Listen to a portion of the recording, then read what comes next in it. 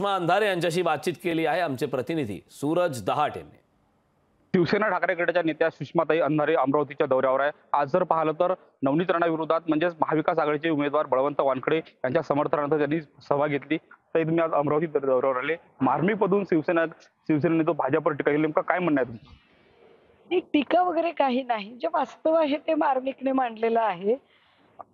बघा, आज प्रचार सभा आपण बळवंत वानखेडेंच्यासाठी घेतली। कमालीची उष्णतेची लाट होती। एवढी मोठी उष्णतेची लाट असताना सुद्धा ज्या पद्धतीने आज जनसागर उसळला होता, जी गर्दी आज आपल्याला आज इथे अमरावतीमध्ये बघायला मिळाली, अक्षरशः रोजे चालू आहे। रमजानच्या महिन्याचे उपवास असताना सुद्धा कितीतरी मुस्लिम बांधव एवढ्या मोठ्या तापमानामध्ये सुद्धा आज ती सभा ऐकायला होते। याचा अर्थ असा आहे की मोदी लाट नाहीये।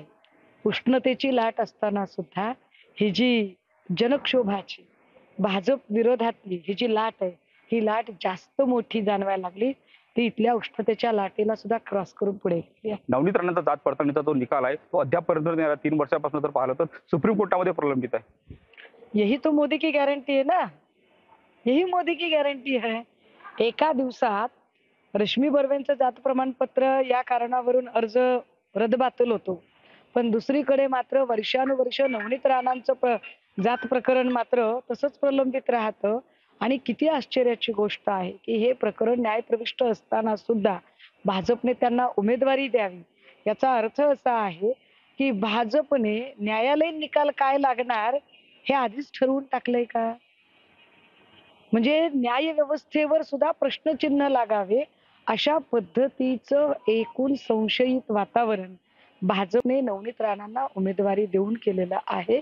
हे फार विशेष आहे। रश्मी बर्वेचा निकाल तातडीने लागतो, मात्र नवनीत राणांचा निकालाला का विलंब होतो असा जो थेट सवाल आहे सुषमा अंधारे यांनी उपस्थित केलेला आहे। सूरज दहाट, लोकशाही मराठी, अमरावती। लोकशाही मराठी ऐका, पहा, जागरूक रहा।